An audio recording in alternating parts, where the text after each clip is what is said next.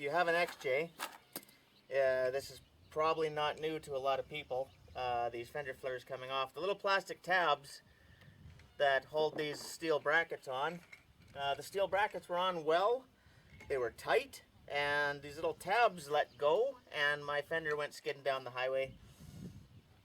Luckily, I found it, and I'm trying to avoid this from happening again. So, and now I know a lot of you are thinking I'm probably discombobulating the Jeep universe by doing this, but here we go. Okay, so the sun is going down, the storm is moving in, and fender flare's back on. I'm putting tools away, having a cold one, and enjoying. So, okay, so we're at this stage now, ready to actually start installing. Got things lifted up. I've got it setted. It's down on blocks, so we're safe. Emergency brakes on. I've got wheel blocks in the front. And here we go. So, going to start lining this up where I want it.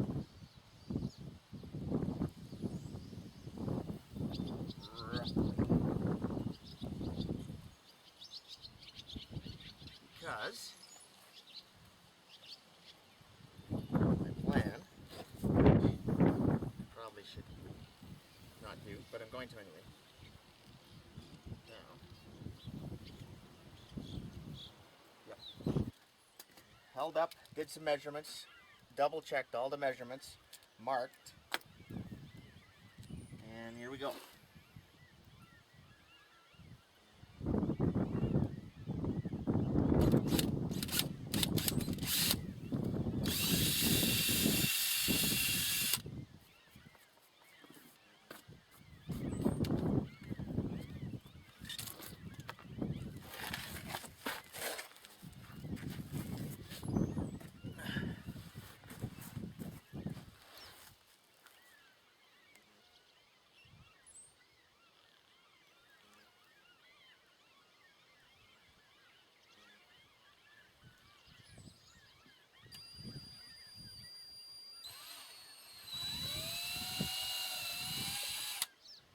Okay, there we go. That's 2 layers of plastic. There's the fender flare and the inner fender overlap. So, okay.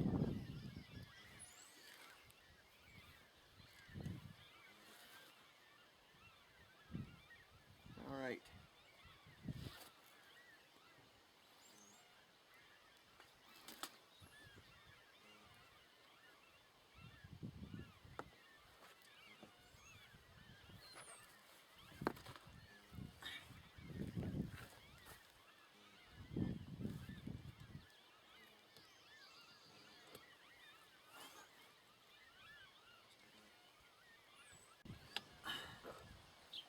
Okay, so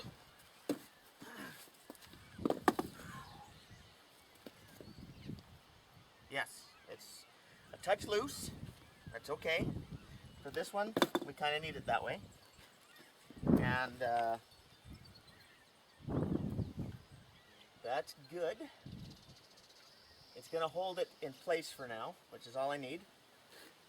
Now, yes, I could, probably should have actually, now that I think about it, done my measurements on the ground.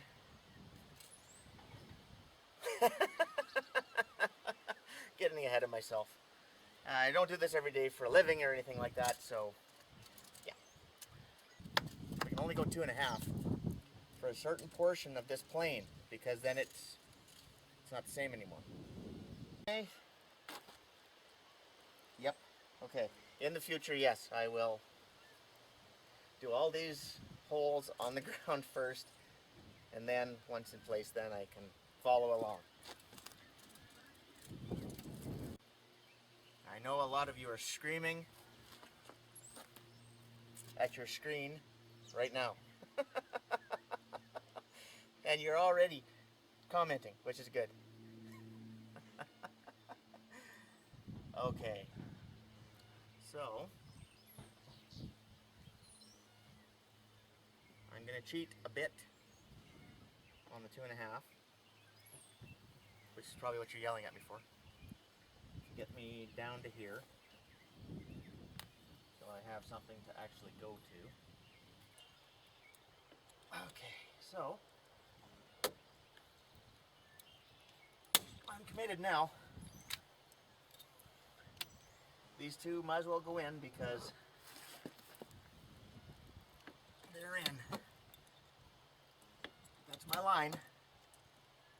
I can manipulate the rubber a bit here and there, and I will, for cosmetics as I go to make sure it, you know, forms nice, looks nice, finishes, get the plane that I want and all that, and then go from there. So I'll save some film and save some time and catch up at the end of it. So I did end up using a few extra washers to try and get it a little smoother, and also too on here, because this is where the wind, it's getting the most wind at highway speeds, etc. You know, you brush stuff in the bush or whatever it might be.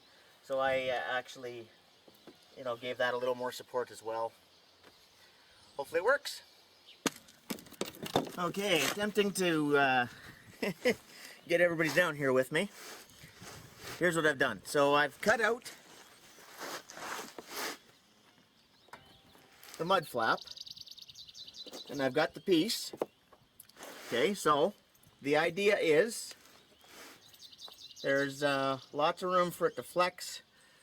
Right here on this part of the spring, it moves, but it's not like, you know, at the axle. So the plan is to rivet that back on like that once it's back here.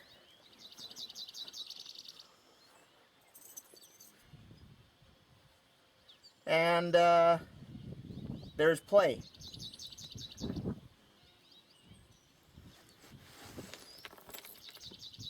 So that's where we're at now.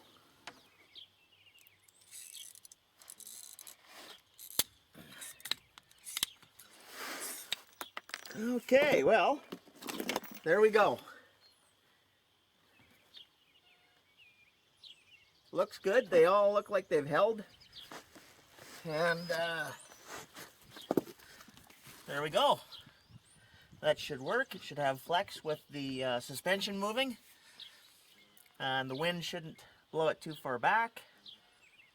And it'll still stop the rocks. Alright, almost done, but of course I forgot something. And the muffler is on this side. So mounting the mud flap around the spring is a problem because of the muffler being there. So in the true spirit of prepper madness, some twisted steel. And we're just going to see if this works.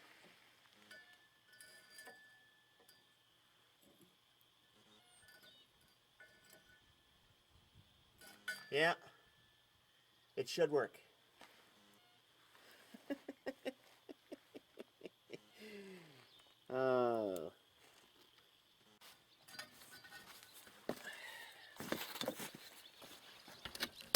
There we go. Finally. Okay, so both sides on the back are done. Alrighty. That don't look too bad.